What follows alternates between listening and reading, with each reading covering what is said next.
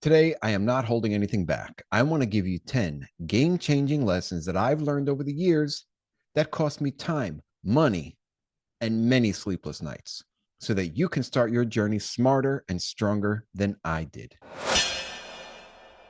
Lesson number one: relationships over transactions. The key to multifamily is relationships.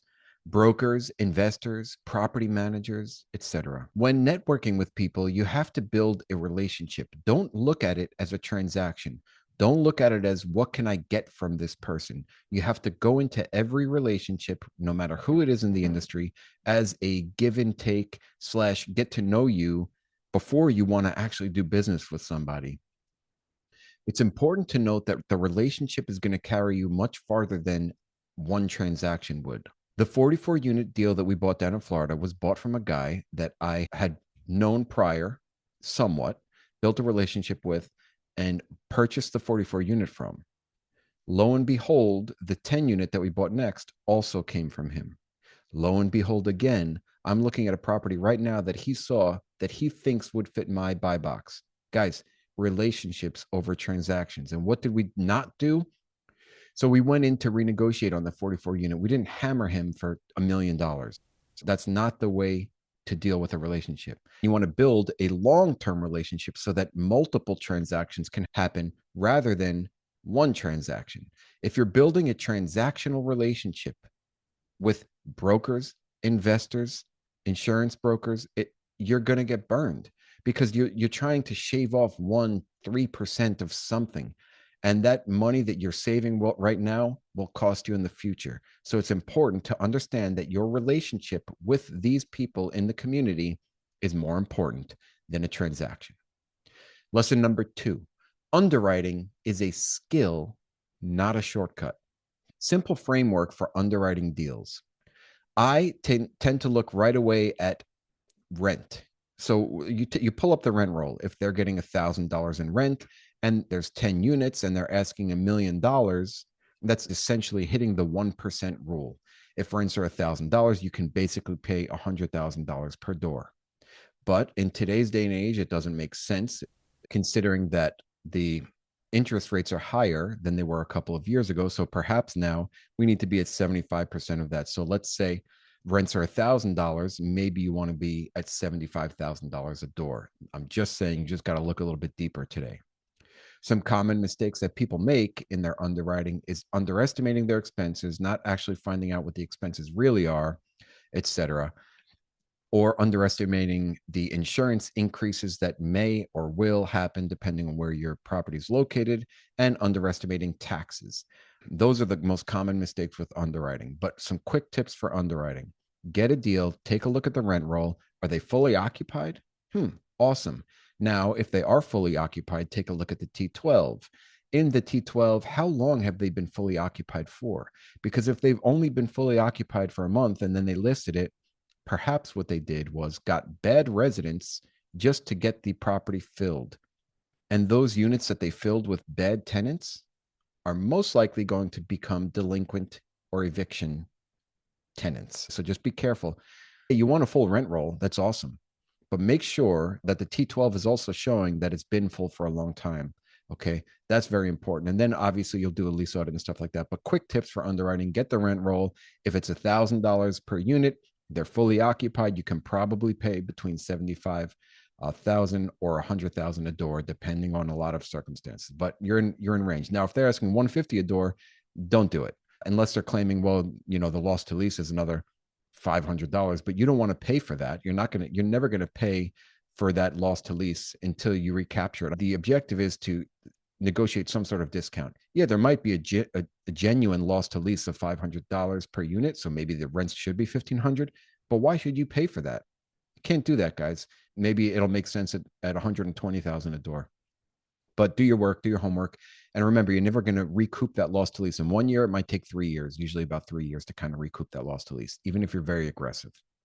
Lesson number three: your team is everything. You cannot rely on yourself, guys. You can't just do this stuff alone. You got to talk to mentors. You got to talk to property managers, you got to talk to attorneys, you got to talk to partners that can handle capex, you got to have boots on the ground, you got to have somebody that is underwriting, you got to have somebody that is doing the financial pro formas, you got to have somebody that is talking to insurance, that is negotiating with the local municipalities for tax cuts. You got to have different people to do this, and if you take on everything yourself, you're going to be burned out with one property. And remember, you're not making much money off of one property. You need to have multiple properties, many doors under management for you to actually make some good returns here. Lesson number 4, focus on one market. Guys, I said this from the beginning. You have to focus exclusively on one market, especially if you are the deal finder. I am never going to look at a deal finder who is focused on 10 markets. Why? Because they're just finding deals. They have no real insider information on that deal. I need you to be a professional. I need you to be the guy and gal in that specific market. So you really need to niche down. I picked Tampa, and it was really just because I was traveling there for I spoke with my mentor Gino Barber at the time, and I was like, I don't know what market to choose. I found the top 10 in the United States, and he was like, well, where are you going next? I said, I'm going down to Tampa. He said, that's your market, and it's irrelevant what your market is, really. If you're not going to choose a market local to you, it's irrelevant where your market is. Obviously, you want it to be semi-close, and you want to have boots on the ground partners, but you could build all that. So my point of saying the market is irrelevant is you're going to go deep on that market. So pick any market, go deep on it. There's goods and bads about every single market. It could be very high insurance. It could be awesome population growth. It could be very, bad with storms and hurricanes or hailstorms, so there's good and bad about everything. Maybe there's a lot of low income areas, but again, there's good and bad of every market. Just pick one market and become a professional on it. This is what will help you find the real and good deals. Lesson number 5, don't skip the basics. Due diligence, property inspections, understanding financial options. Guys, these are all non-negotiable. You have to become professional at this stuff. Do your due diligence, do your property inspections. Make sure you're looking at a variety of different loan options. Some quick tips on avoiding surprises in the deal process. Make sure you request a lease audit. Make sure when you're requesting your due diligence items, you have a few years of T12s to kind of really get a understanding on how the property operates and has been operating. And if you're walking into a mom and pop, it's okay, but then you really need to be a professional in the market to understand where that property should be performing. And then it's extremely important to understand the deferred maintenance, physical deferred maintenance that you're walking into, so you could build out the proper capex budget. You do not want to walk into something unexpected, a capex tsunami, as Bill Ham calls it. Lesson number 6, embrace the long game. Guys, multifamily is not about quick wins. Yeah, you can get an acquisition fee off one property, but you're not going to live off that. It's not going to replace your W-2 income. And if you are known as an acquisition fee chaser, you're not going to get people to invest with you, because all you're looking for is the next deal to get an acquisition fee. You're going to make a bad decision. You're going to overpay for a property just to get the acquisition fee. And then your goals are not aligned with the investor's goals. Very important. Patience will pay off, guys. My thoughts on holding properties versus flipping them is really for the appreciation and cash flow purpose. If you can get a property that cash flows, I think that you should not be flipping. You should hold on for as long as you possibly can, as long as your goals are aligned with the investor's goals. Now, most syndications are modeled 5 to 7 years, and that's acceptable as long as it's cash flowing. Make sure that the property is cash flowing from day one, at least to a degree, or at least in the next few months, you can have it cash flowing. Make sure that you are not just flipping within a year or under a year, because you're going to be subject to very different tax ramifications if you do that. So you want to hold for as long as possible, obviously taking into account IRR, internal rate of return, and reinvesting your money in other places as well. And everybody's investment thesis or strategy is different. I get it. But the multifamily game is typically a long game. So you want to hold a property for 5, 7, 10 years before you refinance or sell, so that you can actually get some returns, not only through cash flow, but through the appreciation piece and paying down the principal over time. So these are strategies that I try to implement. I want to hold for as long as possible. However, that being said, we're trying to sell our 44 unit this month, which is fine. Some properties need to be sold or at least listed to see what we can get for it.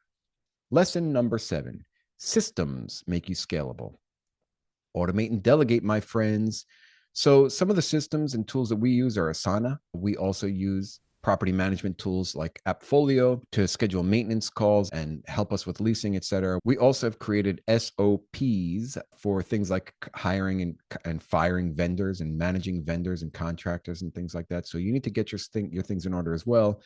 Don't stress it if you don't have it done right now, because if you're brand new, you're not really going to know what you need until you start. And when you start, you'll reach out to people that have done it before and you'll get their systems and processes. The standard operating procedures are important, but you might not have them built right now. Don't stress it.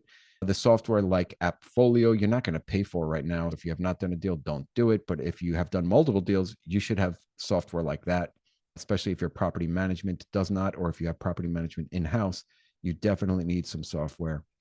As far as managing your team and your projects, Asana works well, and I have the free version. You can have the free version of Asana also. I've heard Monday.com is great too, but it all depends on what you like to use. Lesson number 8, learn from losses. Guys, one of my toughest losses was about $60,000. What that taught me was I need to be a little bit more educated prior to starting something like this. Okay, this goes for you too. We're all eager to jump into this game. We're all eager to get a deal, to have the accolades of closing a multifamily property and owning a multifamily property. Just make sure you know what you're doing. And if you don't know what you're doing, make sure your team knows what they're doing. You do not want to lose $60,000 for your team. It was terrible. It was devastating, but I bounced back. Lesson number 9, treat tenants like customers. Happy tenants equals lower turnover. I've gone through this before. So turnover is extremely expensive. First of all, you need to turn the property. You need to renovate the unit when the people leave to some degree, whether that be $1,500 or $2,500 or $4,000, right? It could be extremely expensive. And then you're going to sit vacant for a month or 2 or 3, depending on where you are, which could be anywhere from like a couple thousand to 6,000, depending on what you're asking for rents. And then you have to pay your management fee to the property manager for leasing up a new unit. Guys, there's so much involved, so many expenses involved with turnover. You want to avoid it as best as possible. What does that mean? You need happy tenants. How to get happy tenants is to listen to them. Shoot out surveys occasionally to see what they would require or need or like to have in the property. Make sure you're answering maintenance calls at a very quick turnover rate and you're taking care of them very well. If you have made a mistake, or if you see that some people are suffering or struggling, maybe like their fridge went out and you couldn't replace it for a few days, give them a $50 gift card for some food or something like that. Keep them happy. Lesson number 10, you are building more than wealth.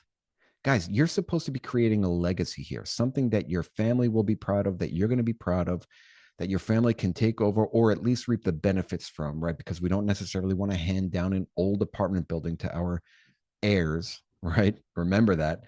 But you want to show them that you are a successful business owner by owning these multifamily properties, that you have made a successful living for yourself by owning these multifamily properties. And perhaps the golden egg would be to be able to give some of either the lessons, or rather both, give the lessons to your heirs as well as some money for them to live off of through your multifamily empire. All right, guys. So I hope today's brief podcast episode was helpful. I encourage you all to take at least 1 or 2 action steps today, whether it's starting to network with new people, diving into underwriting, or simply committing to learning more through podcasts like this. Take one swing today, because small axes build lasting empires, my friend. Thank you as always for being a part of this community. I'm here to help you every step of the way, and I can't wait to hear how these lessons have helped you on your journey. Please DM me, send me a message, send me an SMS, because I love you guys. Have a wonderful week. All right, and that's a wrap, Small Axe community. So I wanted to take a minute to say thank you so much for listening to the show. And if you liked it or got any value from it, it would really mean the world to me if you would share it with someone else and write a review. Remember, guys, keep sharpening those axes. Let's get out there. Let's crush it. Love you guys.